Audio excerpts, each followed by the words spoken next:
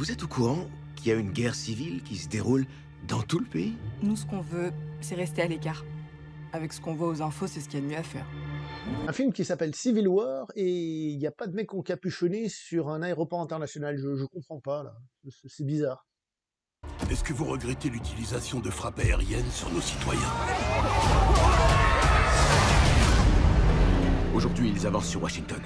On doit aller là-bas. Civil War, donc guerre civile réalisée par Alex Garland. Alex Garland, il faut revenir dessus. C'est un réalisateur britannique, donc ce n'est pas un Américain.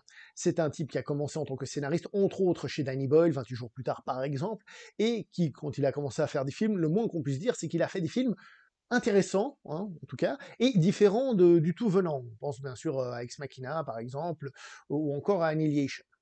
C'est donc ce réalisateur britannique qui écrit et réalise ce film sur une nouvelle guerre civile aux États-Unis. Nouvelle guerre civile, puisqu'on rappelle, il y a déjà eu la guerre civile aux États-Unis, ce qu'on appelle la guerre de sécession en français, mais que beaucoup appellent la guerre civile, parce que justement, beaucoup d'influences américaines, donc comme les Américains appellent ça guerre civile, tout le monde dit guerre civile, comme s'il n'y avait pas eu de guerre civile ailleurs. Bref, ça c'est un autre détail, mais vous verrez qu'on va revenir sur ça, puisque évidemment, l'influence américaine dégouline de partout dans tout le reste du monde. Et c'est ça qui est important, déjà, à comprendre selon moi, c'est que le film va parler d'une nouvelle guerre civile aux États-Unis pour des raisons, mais ce qu'il dépeint aux États-Unis peut se retrouver totalement ailleurs. Je pense qu'en France, on comprend assez aisément ce principe de gens qui, pour des raisons politiques, se chamaillent assez violemment en pensant que ça va aller beaucoup plus loin et que ça va aller beaucoup plus fort.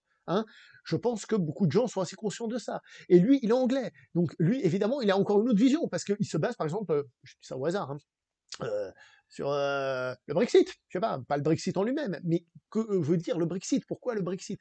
Bref, qu'il y a ce genre de soucis un petit peu partout. Est-ce que c'est à cause des États-Unis et que tout le monde copie les États-Unis? Globalement, je pense qu'il y a une possibilité assez violente, puisque on a une sale tendance à vouloir copier tout ce qui se fait là-bas, même ce qui est pas bon, ça c'est possible, mais pas forcément. Je tiens à préciser que le réalisateur a été critiqué justement du fait d'être britannique, non pas parce qu'il est britannique, mais du fait que justement, il n'est pas américain. Alors pourquoi se permet-il de parler de racines américaines, etc. Et moi je trouve que c'est justement un truc intéressant, c'est qu'il le fait avec un regard extérieur, peut-être un regard plus critique sur certaines choses, mais en tout cas un regard frais par rapport à ce que pourrait avoir un Américain, sans évidemment dénigrer les Américains qui peuvent aussi être tout à fait capables de voir ce qui se passe chez eux, et de nous faire par exemple des très bons films sur le sujet. Il a été critiqué entre autres parce que cette nouvelle guerre civile qu'il y a dans le film, donc une fiction, vient de deux États qui ont fait sécession, et il s'agit de la Californie et du Texas, deux États qui dans la vie réelle ne peuvent pas se saquer politiquement parlant, qui sont à l'opposé l'un de l'autre. Que fait le réalisateur dans le film? Il ne va pas nous donner l'origine du conflit, il ne va pas nous expliquer tous les tenants et les aboutissants du conflit. Et c'est là que c'est intéressant, parce que, et c'est là qu'on voit aussi que c'est un auteur, c'est que le monsieur, il va pas nous donner une leçon de morale, en tout cas pas directement. Il va nous dire, voilà différents trucs, voilà différents portraits, voilà différentes choses. À toi de voir ce que tu ressens. Qu'est-ce que tu ressens quand tu vois ça? Qu'est-ce que ça dégage pour toi? Est-ce que c'est logique? Voilà. Le film en lui-même va nous mettre en avant des personnages qui sont des photographes, des journalistes photos. Des photographes d'ailleurs de trois générations différentes, les débutants, ceux qui sont à force de l'âge et les plus anciens. Déjà à ce niveau-là, c'est intéressant. Donc des gens qui ont pour but de prendre des photos pour relater par l'image ce qui se passe dans certaines situations. Journalistes, on sait que les journalistes sont mal vus de nos jours, c'est plus des propagandistes, on le sait, la presse de nos jours c'est compliqué à suivre. Et bien dans ce film justement les journalistes sont montrés, ces journalistes-là, comme étant des idéalistes, j'ai envie de dire des gens qui veulent bien faire leur travail de journaliste. Et ce qui est intéressant, c'est qu'est-ce qu'un journaliste, si ce n'est quelqu'un qui prend sa caméra photo pour lui, et qui va nous montrer des images pour dire aux gens, toi, qu'est-ce que tu ressens? C'est ce qui est dit dans le film. Toi, qu'est-ce que tu ressens? On capture une forme de réalité. Et que fait le réalisateur du film, si ce n'est capturer une fiction, on est au courant, mais pour dire, toi, qu'est-ce que tu ressens? Qu'est-ce que tu en tires de ce que je te donne, sans forcément que je te donne toutes les réponses? Donc en réalité, on sent que le réalisateur s'identifie à ces personnages de journalistes. Et d'une certaine manière, alors il n'est pas journaliste, mais que son film est l'équivalent, guillemets, est l'équivalent de ce travail de journaliste pour apporter cette vision, cette critique et cette comment dire ça, cette envie de provoquer de la réflexion et non pas amener des réponses toutes faites à ceux qui en ont besoin ou à ceux qui veulent entendre certaines réponses. Donc, là, vous voyez déjà que le film est assez intelligent, mais aussi que il n'est pas forcément pour tout le monde. Parce que forcément, il fuit un peu une certaine simplicité hollywoodienne, qui d'ailleurs, selon moi, est d'une certaine manière critiquée à travers le film. C'est-à-dire que, justement, le film ne tombe pas dans certains stéréotypes qu'on a actuellement, ou des films qui te crachent leur morale à la figure pendant 2 heures, mais qui te la crachent. C'est pas qu'ils te la crachent, c'est que ils y vont violemment. Mais qu'on soit d'accord ou pas, hein, c'est-à-dire qu'ils te le prennent et pam, pam, pam, pam, pam. Ce film essaye d'être plus subtil à ce niveau-là. Il essaye. Est-ce que ça parlera à tout le monde? Je ne sais pas. Voilà ce qu'on peut déjà dire sur le film en lui-même et pourquoi il est intéressant de base. Attention, j'ai dit que le réalisateur était un auteur. C'est aussi un auteur dans la forme. Ce que je veux dire par là, c'est que le film qu'on va voir, on peut l'apparenter à un blockbuster, hein, c'est à 24 qui le produit, mais ça va pas être un gros film de guerre, malgré les apparences. Hein, ce qui ne veut pas dire qu'on n'aura pas certaines séquences à la fin, mais c'est pas le méga gros film de guerre. Lui, ce qui l'intéresse, c'est autre chose. Il va pas faire des scènes de guerre qui vont être époustouflantes. Le fameux débat, je ne sais plus qui disait ça, que justement, il y en a beaucoup qui font des films antimilitaristes, mais ils te font des scènes de guerre qui sont excitantes. Là, il va chercher à éviter ça. Et même dans sa mise en scène, on voit tout de suite que, c'est, comment dire, il y a un travail spécifique, un travail, je veux pas trop vous en dire, mais un travail qui est différent de ce qui se fait d'habitude. En réalité, on n'est pas dans un blockbuster dans le sens où on l'entend, facilement consommable, etc., etc. On est vraiment dans un film d'auteur. Un film d'auteur, un peu plus grand public, etc. Et c'est, à mon avis, là qu'est tout l'intérêt du film. Déjà parce que le concept de base est super intéressant, et en plus, il est traité par quelqu'un qui a quelque chose à dire. Mais par conséquent, il faut aussi savoir que le film pourrait être, pour certains spectateurs, un peu décevant, parce que justement, finalement, ça va peut-être pas assez loin sur certains trucs, etc. C'est un film qui est avant tout, comme j'ai dit, traité par un auteur avec une idée. On y adhère, on n'y adhère pas, mais lui au moins, il a le courage de nous donner une idée. Voilà. Et à nous après de réfléchir.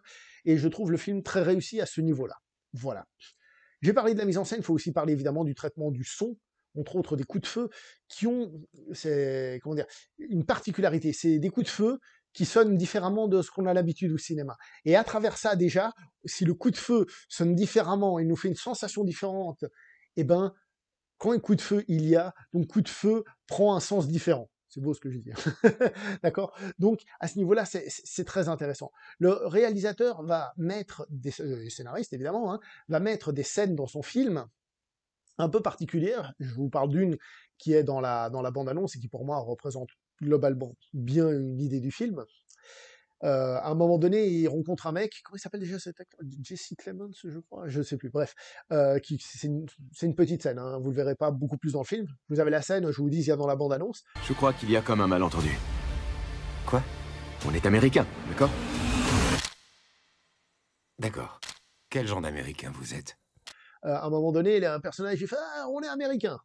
La scène est un peu plus écrite que ça. Hein. On est américain. Et lui dit «Ouais, mais quel type d'américain vous êtes?»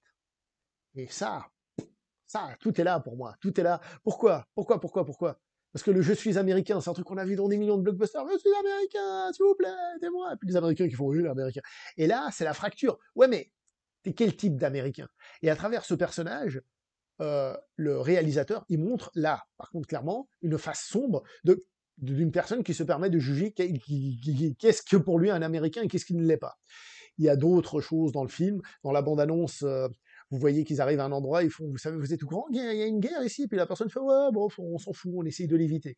C'est en fait différents points de vue. Parce que le film, et c'est presque logique, se présente comme un road trip. Ce sont des personnages qui vont partir d'un point A à un point B, etc. Et ils essayent de rejoindre Washington, d'ailleurs, on a le kilométrage, hein. Ainsi, on a comme des cercles, peut-être un peu, comment dire ça, un peu la Divine Comédie de Dante, les différentes, je sais pas combien il y a d'étapes, ça aurait été intéressant, mais les différentes couches de l'enfer, on va dire. Et donc, à travers ce road trip, on va avoir différentes situations. Une qui va provoquer une chose, une qui va provoquer une autre, etc., etc. Il est aussi intéressant de montrer que les journalistes photos, certes, c'est des photographes, mais ils sont aussi au front, presque comme des soldats, presque, j'ai dit presque comme des soldats, qui sont là et qui prennent leurs photos. Donc, c'est un film qui se veut, entre guillemets, original, dérangeant par rapport à ce qu'il raconte, surtout pour les États-Unis, mais si on le raconte chez nous aussi, finalement, hein, une espèce d'éboulement, d'effondrement de notre société, hein, mais qui, dans sa forme, va aussi chercher à coller à cette idée-là, et c'est-à-dire ne pas faire justement quelque chose d'hyper conventionnel. Et à ce niveau-là, rien que pour ça, le film est déjà une réussite et c'est un film intéressant. Et donc, ce film raconte un truc qu'on a déjà cité plein de fois, la fameuse chute de l'Empire américain, qui est à nouveau montrée visuellement pour dire que c'est peut-être une direction qu'on prend, mais aussi peut-être, et c'est ce qu'essaye de faire le réalisateur, comme un des personnages du film qui dit qu'avec ses photos, vous voulez prévenir les gens pour éviter des erreurs, peut-être que le réalisateur il est en train de dire, s'il vous plaît, prenez le temps de réfléchir, regardez un peu la situation. Est-ce que vous ne trouvez pas que c'est complètement stupide ce qui se passe? Qu'il y a des trucs qui sont complètement stupides. Il y a des gens qui sont dans la merde, évidemment, il y a des choses qui partent en couille dans tous les sens, et pas qu'aux États-Unis. Et c'est pour ça que c'est intéressant que ce soit pas forcément un Américain qui le raconte, mais quelqu'un qui a un recul pour traiter la chose avec peut-être plus d'objectivité. Comme un objectif d'appareil photo, mais ça, je vous l'ai déjà dit.